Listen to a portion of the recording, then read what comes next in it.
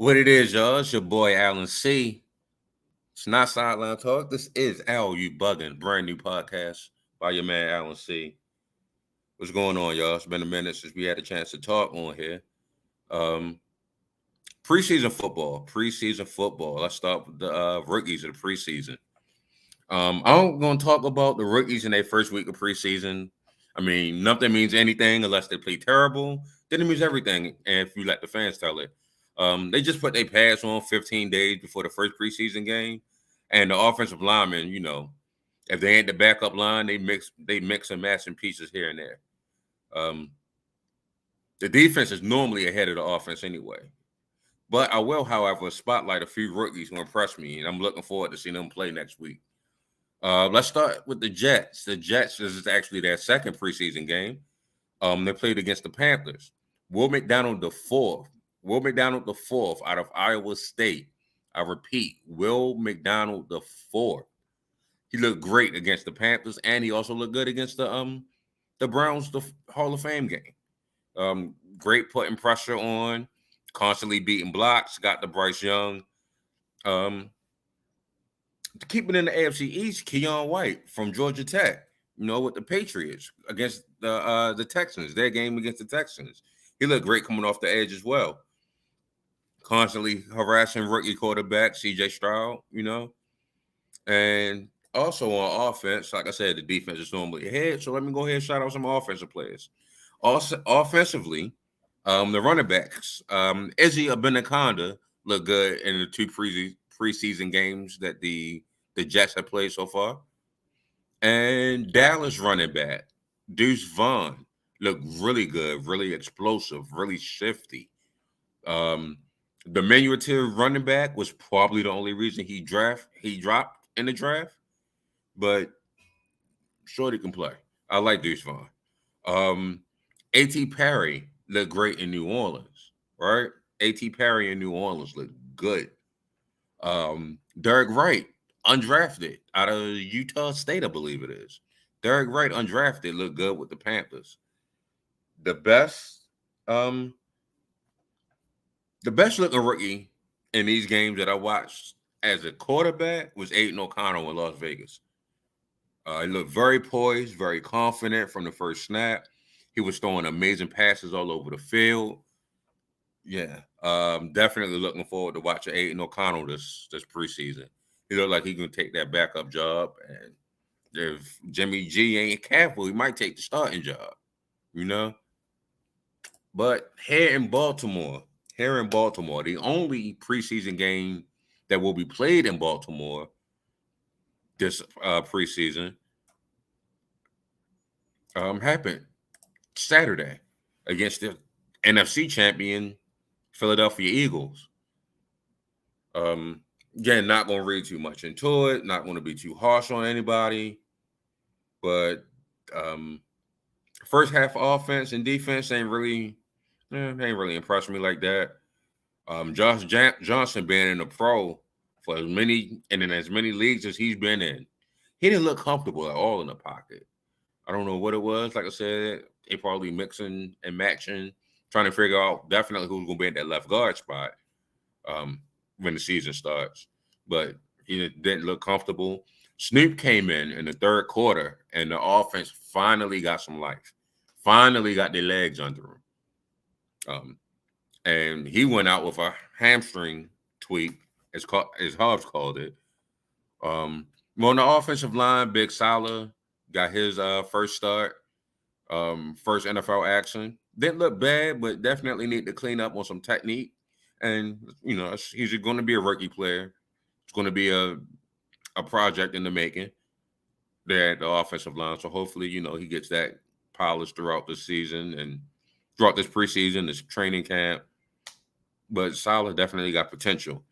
David Ojabo looked solid getting in his first preseason action. I know he played sparingly at the end of last season, but this was actually his very first preseason game. David Ojabo looked solid. Definitely needs some work with sealing the edge, but all in all, he played well. Jeremiah Moon flashed off the edge, rushing the Harry and the QB. in the middle of the offensive, in the middle of the defensive line, excuse me, Travis Jones. Trying to tell you that boy is going to be a problem. I like, so far from what I've seen from Baltimore, I like the interior line play where the edge definitely needs some work. The main question I had coming into the game, and don't think it was really answered. I don't think it's going to be an answer until the starters play and they get some health there, is the corners. Brandon Stevens didn't do a great job. Didn't really do a good one either. Felt like the Eagles looked to pick on him. But I think he had a solid day all in all. But again, that's the Ravens secondary holding up was my biggest concern coming into the weekend. And from how they played, it's still a concern. Again, didn't have Marlowe out there starting. Didn't have Rocketson, who's looking to be the starter there. They also was missing Jalen Armour-Davis. Pepe Williams is going to be out, looks like, until about October, maybe November. But like I stated earlier, it's just preseason. And unless they look horrible, it really doesn't matter. Just pretty much a glorified practice. To go back to the offensive side real quick, the backfield looked really good. And we're getting J.K. Dobbins is back at practice, back at training camp.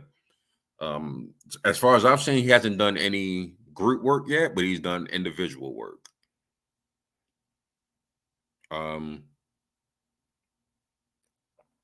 So that right there, I am looking to see this.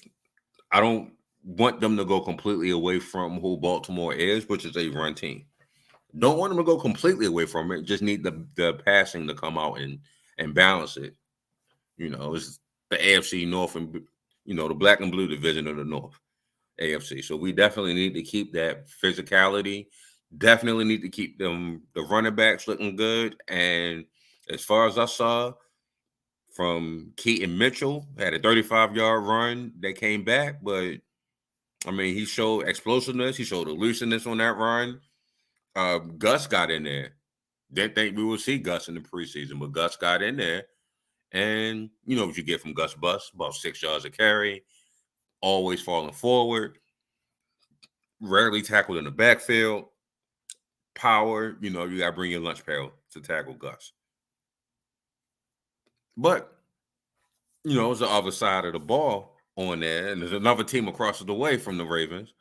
And listen, the Georgia Bulldogs that they stacked this team up with, Nolan Smith, Kelly Ringo, and Jalen Carter. Boy, Philly got something on their hands, man. They look to be an NFC powerhouse for some time. I really like what Jalen Carter beat. Who was that? Not Bozeman. Ben Powers. Excuse me. He beat Ben Powers first snap of his NFL career. And clubbed him, got him up out of there, got a hit on the quarterback. Nolan Smith came around the edge, got a hit on the quarterback. Eli Ricks took a pick 6 to the house. Like, man, they knew what they were doing when they drafted the SEC. They knew exactly what they was doing. And they got the speed on the defense. They got the power on the defense. That's what they was looking to upgrade. And again, this is not even their starters. This is, they mix and matching pieces as well on their side of the ball, and they look good. So, it's not just all on Baltimore and saying they look bad, because Philly definitely looked good for what, they were trying to get accomplished.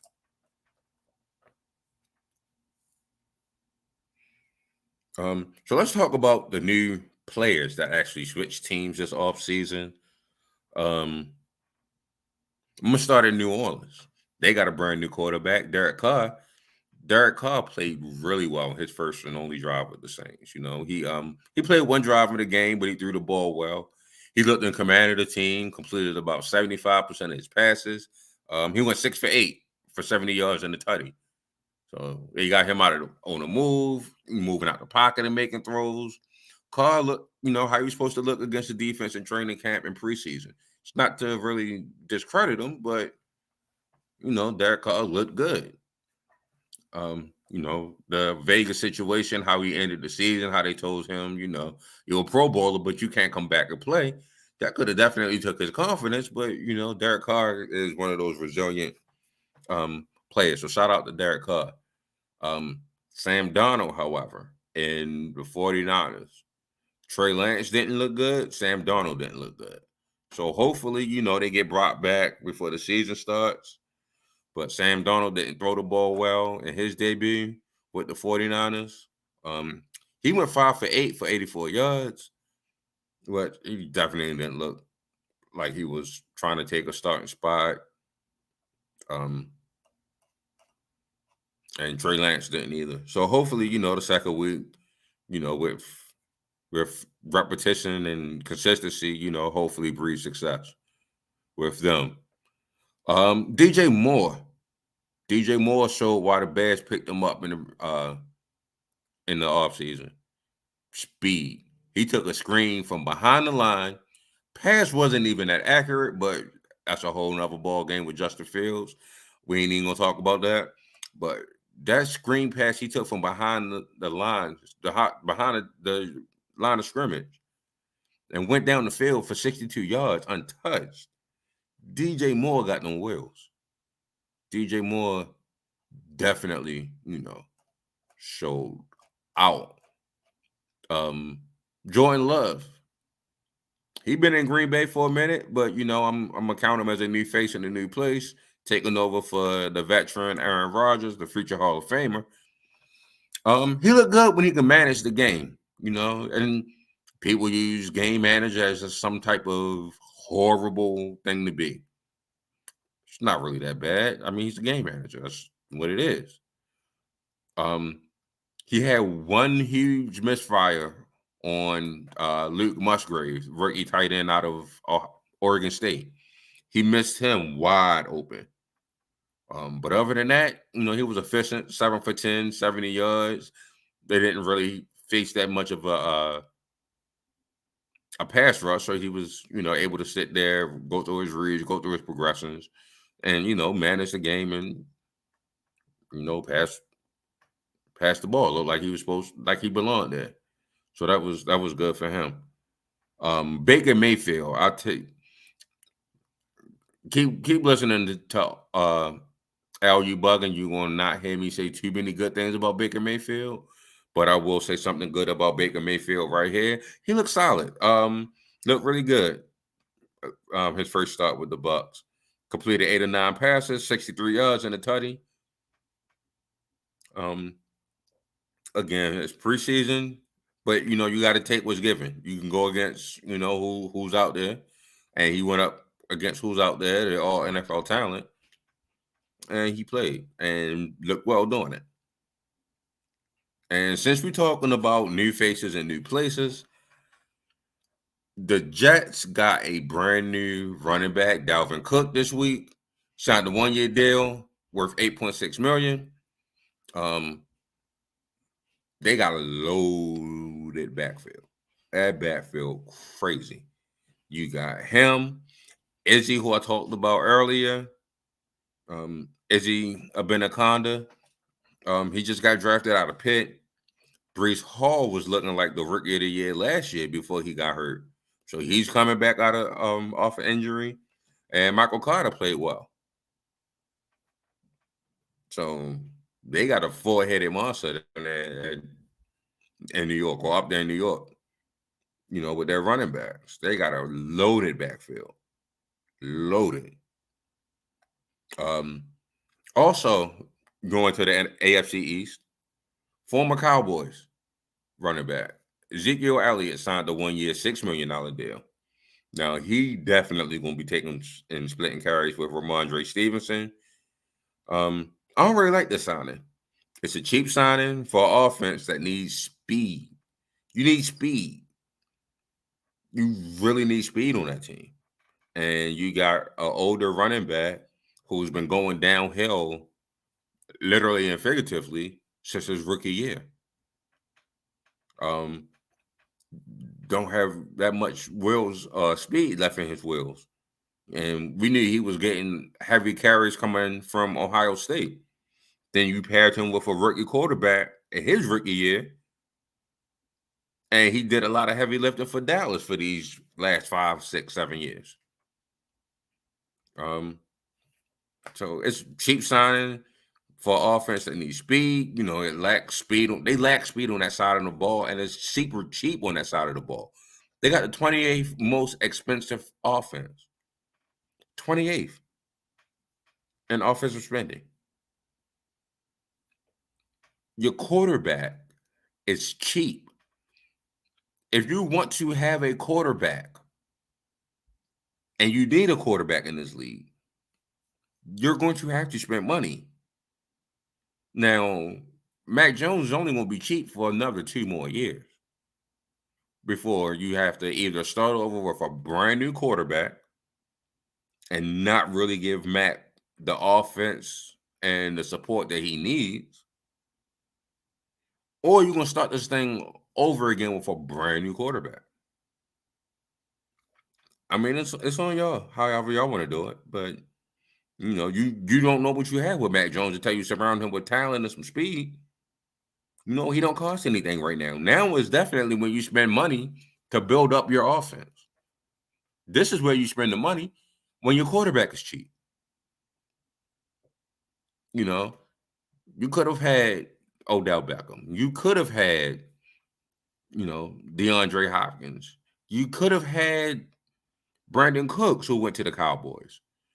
You could have had some speed and some talent on the offensive side of the ball to see what Mac Jones can give you. Mac Jones had one good year, got smacked in the playoffs, and we haven't seen Mac Jones play solid or good since. And you don't have any talent around him. You didn't draft. In the first round, you drafted a corner when Zay Flowers was available. With other speed guys available, you drafted a corner. So I definitely don't understand this signing and this offense, but you know, Bill got 6 Super Bowls. What do I know? Al, you bugging, you know? But we'll see. I think, and we'll get into it as we get further and further down the line. My tiers of quarterbacks. And I'm sorry, we're about to get into tiers of quarterbacks now, but tiers of teams. And I could tell you right now, they're on the lowest level of tiers for teams. I hate to say it, but they are. Sorry. What I'm going to get into now is tiers of quarterbacks. Let me go ahead and make this the main screen. As you can see, that's GOAT tier right there. There is zero competition. Pat Mahomes is a 1 of 1. I am starting right there. Tier 0, Pat Mahomes, baby GOAT. He's on pace to possibly surpass Tom Brady, who is the GOAT. And there's nobody in his category. Let's just put that where that is. But let's start from the lower level and work our way back up to the top. You got tier 6, the Caleb Williams sweepstakes, as I call it. Hopefully, Caleb Williams, Michael Penix, Drake May get drafted to your organization. You need an upgraded quarterback here if you're in this tier. Desmond Ridder, Ryan Tannehill, Sam Howell. Yeah. Let's move on. Tier 5. This tier here is quarterbacks who we've seen play good, we've seen play bad. Have no idea where they're trending. No idea. Brock Purdy didn't play enough. He's played good, just didn't play enough. That's my question. Mac Jones had a good rookie season, made the Pro Bowl as a rookie. Haven't seen it since then. Daniel Jones, had a good year with Brian Daboll last year. Can you continue to build on that? Kenny Pickett in Pittsburgh only played half the year. You don't know. We'll see. He has looks like he got good connection with George Pickens. Pickens might be a combination that drives me crazy later on. Justin Fields, we see what happens with his new offensive resurgence. These rookies. I'm sorry, these weapons that he got. Cole Kmet, DJ Moore, Khalil Herbert in the backfield. We're gonna see what happens with Justin Fields. It's a sink or swim year for Justin before he gets too expensive. Jordan Love taking over the franchise now. Can he sink or swim? It's a sink or swim year for Jordan Love. He's been with the franchise for 3 years now. Well, this is his fourth year. Sorry, this is his fourth year. He had 2 Aaron Rodgers MVP years, and then a down year from Aaron Rodgers. And if they didn't really have a chance to make the playoffs, he probably would have gotten some real live bullets last year. But this is his first year getting real live bullets, and this is his team to lose. So there you go with Jordan Love. And Baker Mayfield, he played well his second year. Took the Browns to the playoffs. They beat the Pittsburgh Steelers. And then nothing. So we'll see what's up with Baker this year. That's the questionable tiers I got questions about. Tier 4, solid starters. Don't really have questions about them, but they are what they are. They're good. They're not going to win you many games. They're not going to lose you many games. They're just really solid. You got Jimmy G now in Oakland. You got Kyler Murray when he gets back and he gets healthy. Geno Smith over in Seattle. They got some weapons for him. Shout out to Jackson Smith. JSN. Struggling with his name right now. Jared Goff was solid in Detroit. They expect Detroit to actually take a step up this year. Offense wasn't their problem. Defense was. So Jared Goff definitely was cooking last year. And he's been to a Super Bowl. Derek Carr, I mentioned earlier, he looked good against, second string, third string unit for the Chiefs, but he looked good. That's the main point. Kirk Cousins, the very solid guy, very solid quarterback. I think the Netflix special quarterback actually, made him endearing. If Kirk Cousins wasn't allergic to night games, Kirk Cousins would probably be a tier higher. Now, again, these tiers are very fluid. They can change throughout the year. Look forward to actually moving them around this year. And Dak Prescott, you can't lead the league in turnovers again, bro. You just can't do it.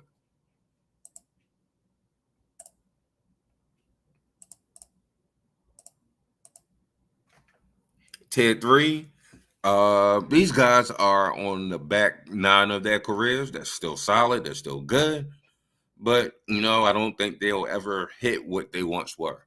You got Matthew Stafford, Aaron Rodgers over there in New York, Russell Wilson over there in Denver, and Deshaun Watson in Cleveland. They were good at one point in time. Once upon a time, they were good.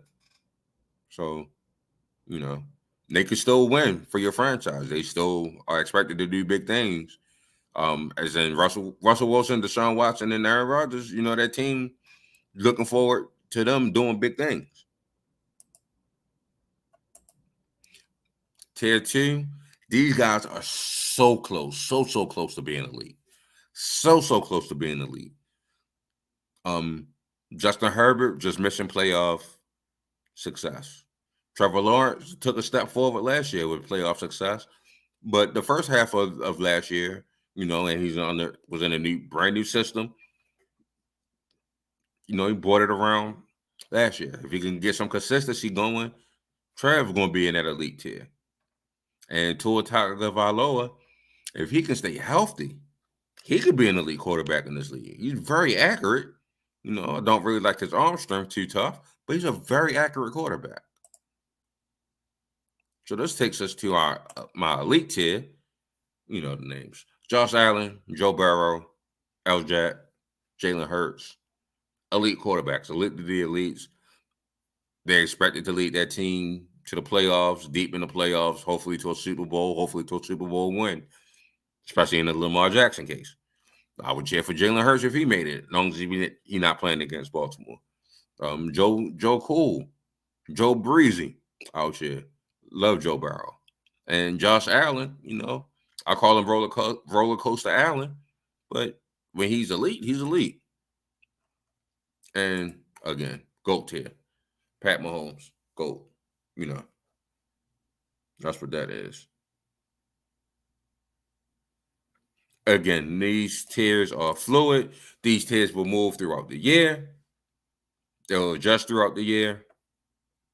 But right now, that's where I'm starting at. All right, and one last segment I'm going to do before we get out of here. I'm going to go ahead and build, since we just got 2 new players added to the AFC East, and the AFC East did a lot of shuffling around this year. I'm going to build an elite team, an all AFC East team, if you will. And I'm going to do this with every division, but I'm just starting with the AFC East. I'm going to go ahead and start there.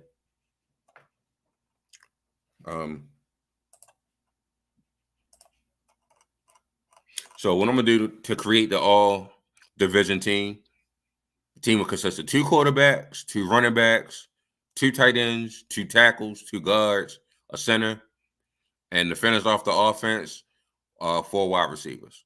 Then on the defensive side of the ball, 4 edge rushers, 2 interior defensive linemen, 2 middle linebackers, 2 corners, 2 safeties.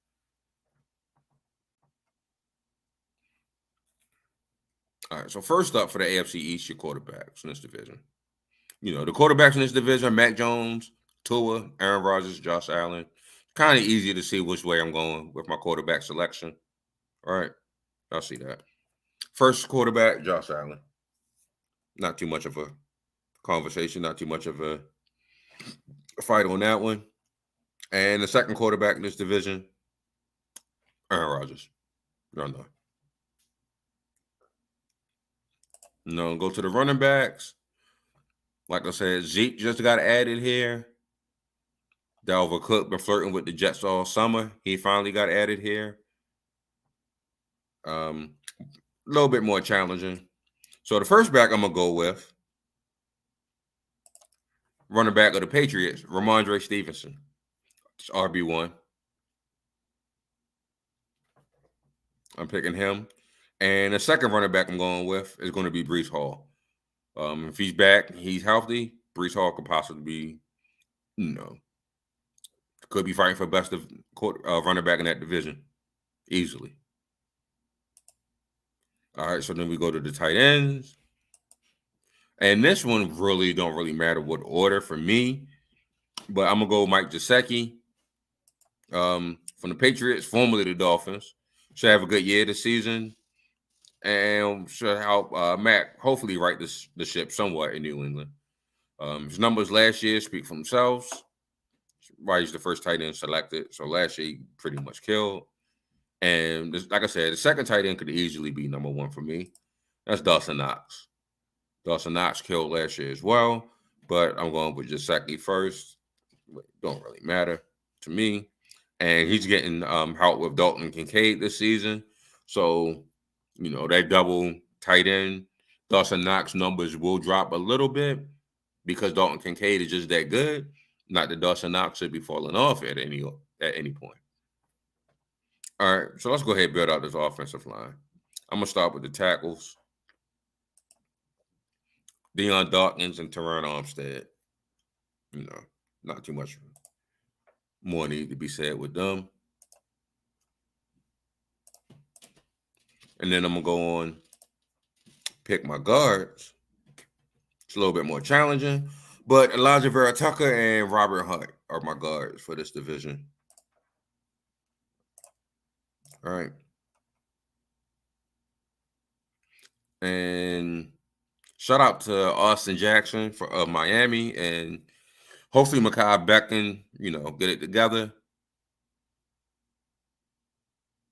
And for my center, I'm going with David Andrews from the New England Patriots.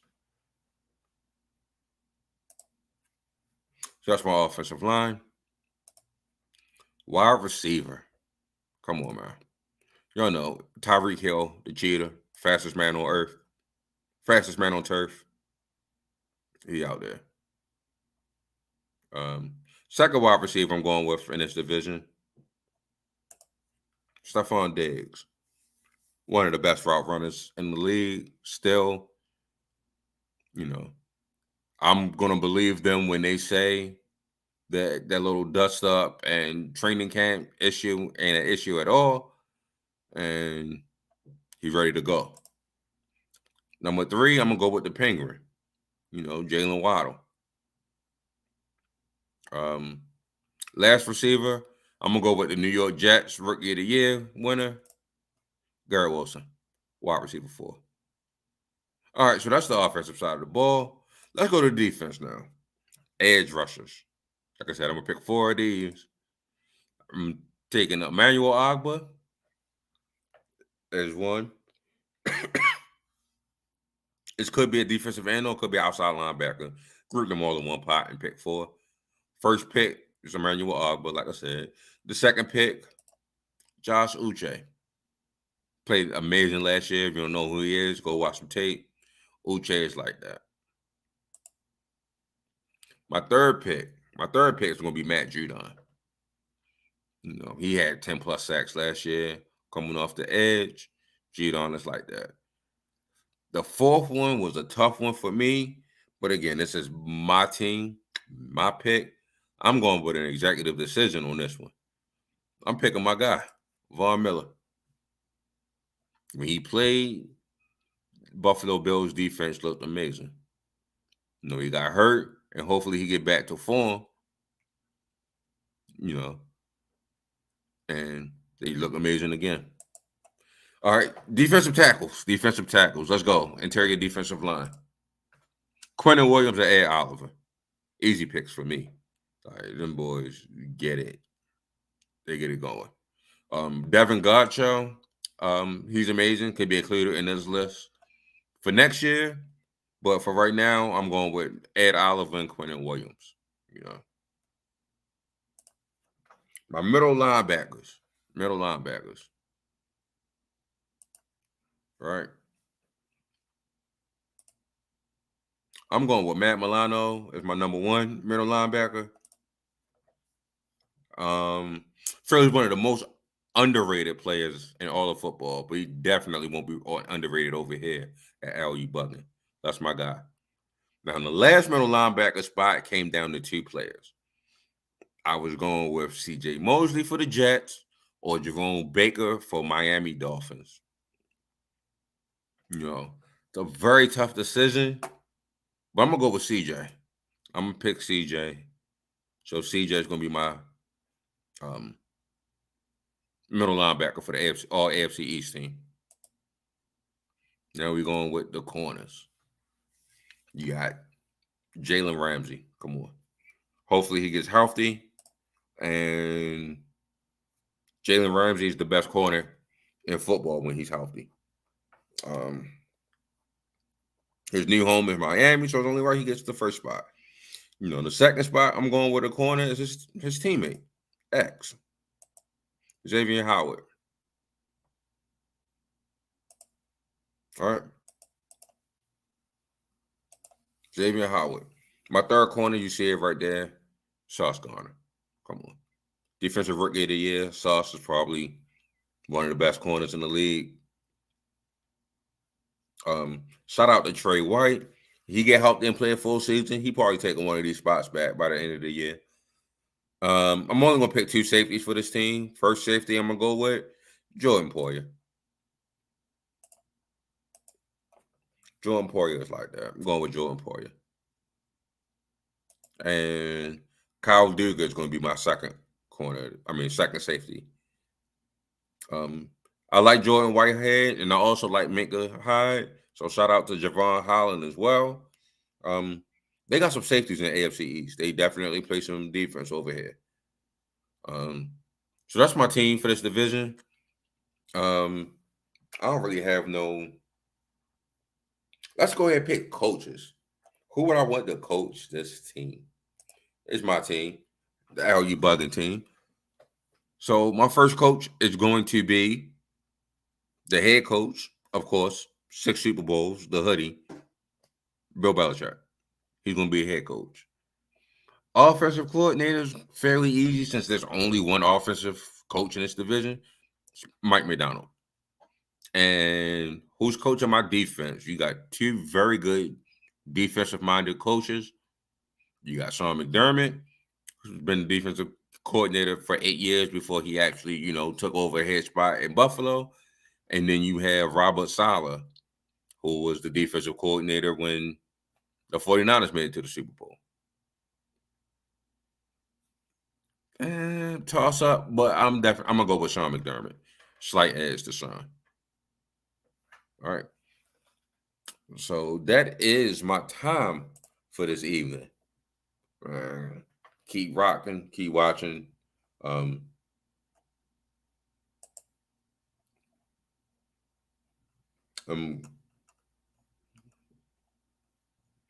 ahead and follow me on social medias at Alan C, at Al U Buggin, at Al_U_Buggin, all social medias, Instagram, X, as they call it now. Yeah, be blessed, be productive, be more. We love you. We out.